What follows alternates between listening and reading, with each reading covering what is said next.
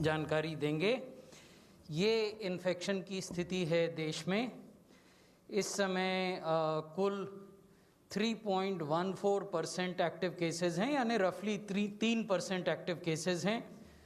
1.37% Covid से होने वाली मृत्यु हैं और 95.49% यानी ऑलमोस्ट 96% ऐसे मामले हैं जो कि क्योर हो चुके हैं।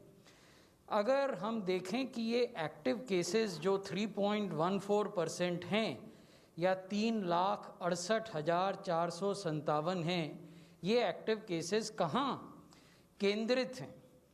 Where are these active cases concentrated?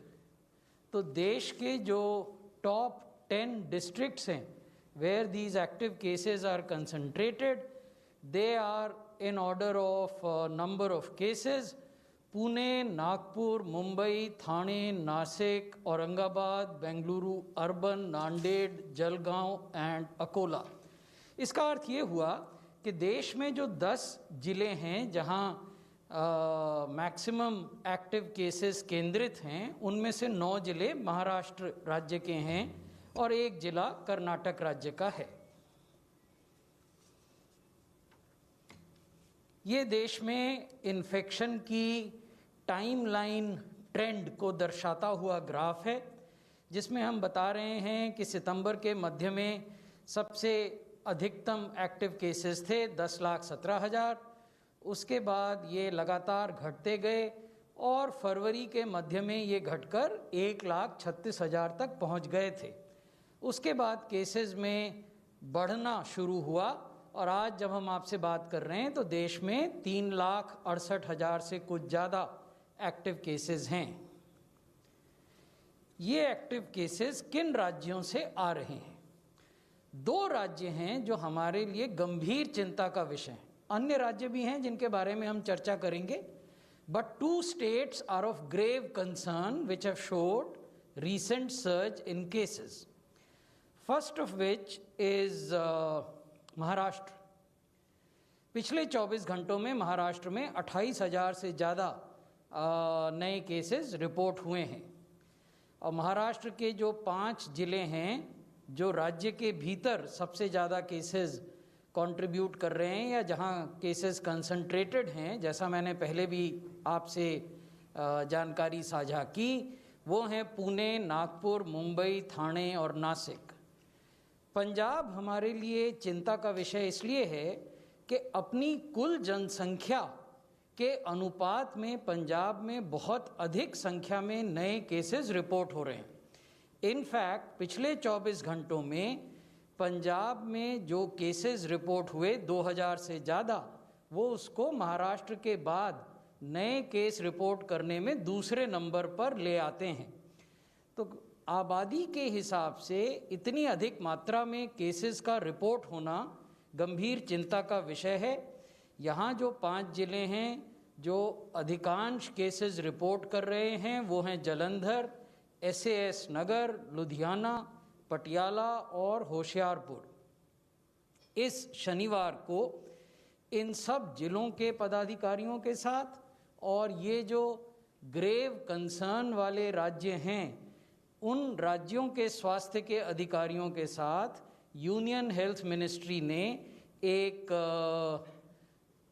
लंबी विस्तृत बैठक आयोजित की है, ताकि अब उन्हें अपनी स्ट्रैटेजी में और क्या रिफाइनमेंट करने हैं और किस प्रकार से इस पर काबू पाना है उस पर चर्चा की जा सके।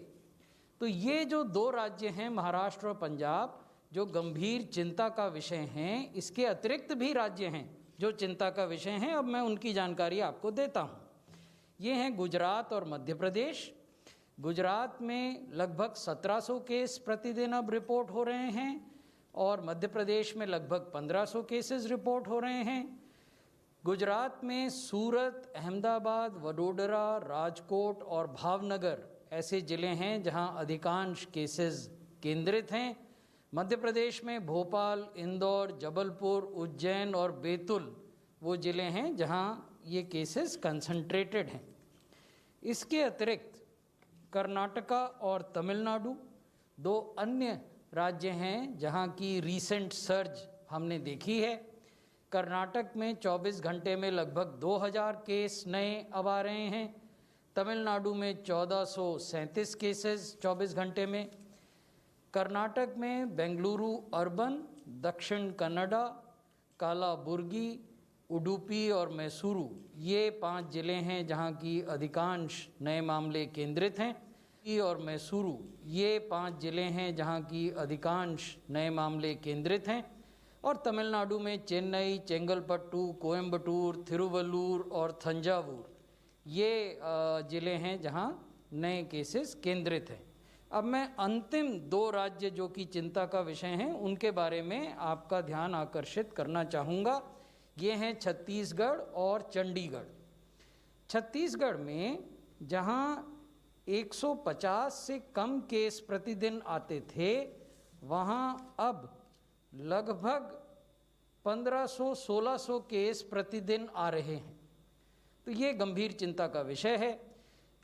जिन जिलों में ये केसेस केंद्रित हैं छत्तीसगढ़ के, वो हैं दुर्ग, रायपुर, बिलासपुर, राजनांदगांव और सरगुजा। चंडीगढ़, जैसे आप जानते हैं, केंद्र शासित प्रदेश है। यहाँ केसेस की संख्या 100 से भी नीचे चली गई थी प्रतिदिन, लेकिन ये फिर बहुत तेज़ी से बढ़ी है, इसलिए ये भी चिंता का विषय है। अब कुछ बात करते हैं वैक्सीनेशन के बारे में। 24 मार्च 10 बजे तक हम 5 करोड़ से ज़्यादा वैक्सीन की डोजेज़ देश भर में एडमिनिस्टर कर चुके हैं।